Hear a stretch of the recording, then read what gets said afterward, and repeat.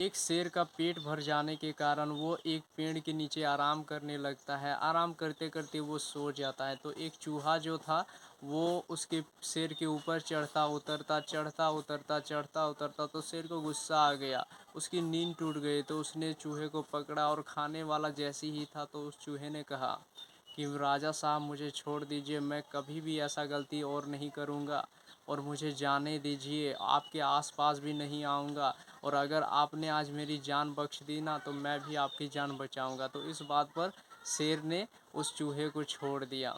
तो शेर उसके बाद वहाँ से उठने के बाद वो जंगल की तरफ जाने लगा। तो दो शिकारी ने पहले से ही जाल बिछा रखे थे शेर को फंसाने के लिए।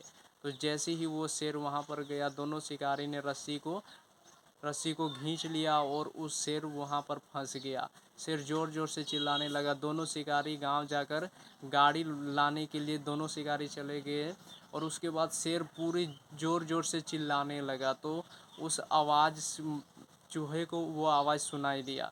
चूहे ने कहा कि हमारे जंगल के राजा मुसीबत में, हमें जाना चाहिए, उसने मेरी जान बचाई थी। तो वो दौड़ा दौड़ा दौड़ा दौड़ा भागा आने लगा। जैसे ही आया वहाँ पर वो उस जाल को अपने नुकीले दांतों से कुतर दिया। चूहा बहुत ही तेज है, तो उसने उस जाल को कुतर दिया और उसकी तोड़ दिया। तो शेर ने कहा कि एक छोटा सा चूहा भी किसी की जान बचा सकता है। तो शेर को रियलाइज होता है और उसके बाद दोनों दोस्त बन जाते हैं। और जैसे ही शिकारी आता है वो शेर उसकी तरफ जोर से हमलावर करता है, तो शिकारी भाग जाते हैं वहाँ से। और उसके बाद शेर और चूहा के बीच में आपस में पूरी अच्छी से दोस्ती हो जाता है। इसीलिए इस कहानी से हमें ये सीखने को मिलता है कि कभी भी किसी को छोटा नहीं समझना चाहिए, कब कौन किसका काम आ जाए पता नहीं, इसलिए सबको आदर करें।